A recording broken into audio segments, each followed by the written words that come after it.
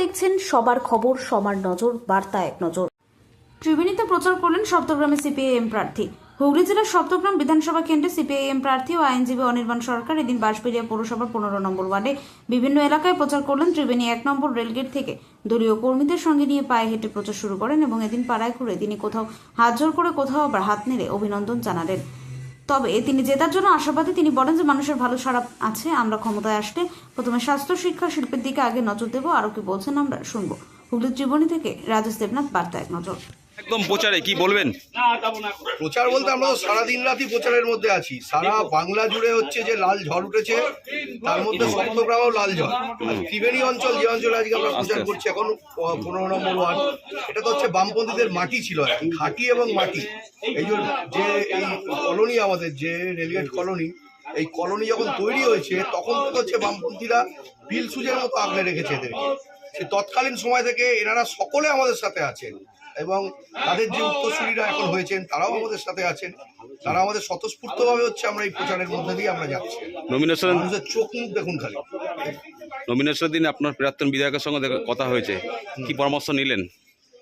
প্রাক্তন বিধায়ক আমাদের আশুবাবু আমাদের সঙ্গে ছিলেন নমিনেশনের পুরো এই বয়স, উনি আমাদের সাথে সঙ্গে থেকেছেন। ওনার মতো আরও আমাদের এখানে কমরেড খানাই মজুমদার এখানে যিনি আছেন, আমাদের বাঁশবেড়িয়া পৌরসভার চেয়ারম্যান ছিলেন, ওনার সাথেও কথা হয়েছে। বয়সের কারণে, স্বাভাবিক কারণে ওনারা একটু বয়স হয়ে গেছে বলে সবটা পারছেন না, কিন্তু যা অভিজ্ঞতা, পরামর্শ, সবটাই রাজনৈতিক পরামর্শ, সবটাই আমাদেরকে নির্দিষ্টভাবেই দিচ্ছে। তারা কি প্রচারে নামবেন? প্রচার তো করছেন, আশুবাবু তো নমিনেশনের প্রচারে দেখেছেন মানে তো বুঝতেই পারছেন যে তিনি হচ্ছেন প্রচারে গেছিলেন এবং প্রচারে নেমেছেন। শরীর যতক্ষণ পারমিট করবে ততক্ষণ সবাই সবটা করবে। চতুর্মুখী লড়াই বিধানসভায়, কি বলবেন, কতটা টাফ হবে? আমাদের কাছে কোনো চতুর্মুখী কোনো ব্যক্তির বিরুদ্ধে লড়াই ম্যাটার নয়, ম্যাটার হচ্ছে আমাদের নীতির লড়াই।